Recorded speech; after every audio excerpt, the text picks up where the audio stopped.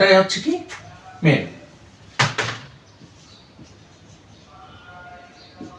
এটা হচ্ছে এটার মূলক। আশা করি বুঝছো।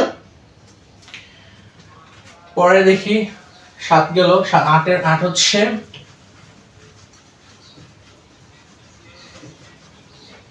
8 নাম্বার হচ্ছে এস্টার। 8 নাম্বার হচ্ছে এস্টার। এস্টারের মূলক হচ্ছে COOR। COOR এটা হচ্ছে এস্টার, এটা হচ্ছে এস্টার। তাহলে কি হবে দেখো, C double bond O double bond O O R, এটা হচ্ছে এটার গাঠনিক সংকেত। আশা করি বুঝছো। যদি এতক্ষণ ক্লাসটা দেখে থাকো তো অবশ্যই বুঝবে, এরকম টেনে না দেখে ভালো করে শিখে যাও, ঠিক আছে। পরে আমাদের এই 9 নাম্বারটা, এখন যে মূলকটা দেখাবো এটা তোমাদের বইয়ে নাই, ঠিক আছে, এটা তোমাদের বইয়ে নাই, কিন্তু যদি দরকার পড়ে তুমি দেখে নাও। 9 নাম্বারটা দেখো, অনেক ইম্পর্টেন্ট। অ্যারাইল মূলক। অ্যারাইল মূলক। অ্যারাইল মূলকটা কি বলি।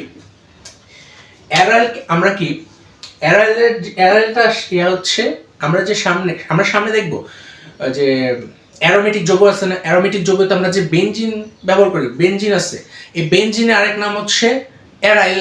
বেনজিনের আরেক নাম অ্যারিন, ঠিক আছে। এই অ্যারিন থেকে আসছে অ্যারাইল মূলক।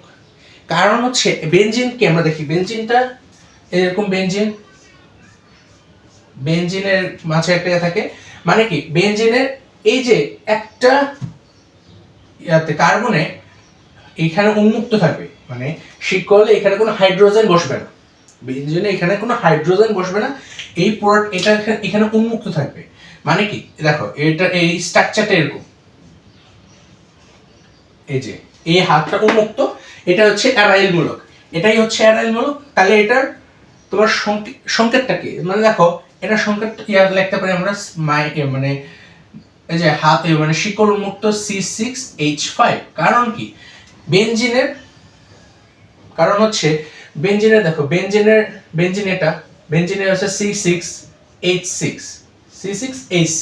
তাহলে একটা হাইড্রোজেন হবে না, তাহলে কি C6H5, সামনে একটা বন্ড খালি, ঠিক আছে। এটা হচ্ছে অ্যারাইল মূলক। তো আশা করি বুঝছো, এটা তোমাদের বইয়ে নাই, ঠিক আছে। এমসিকিউর জন্য আসতেও পারে যদি আইসা থাকে। আশা করি বুঝছো।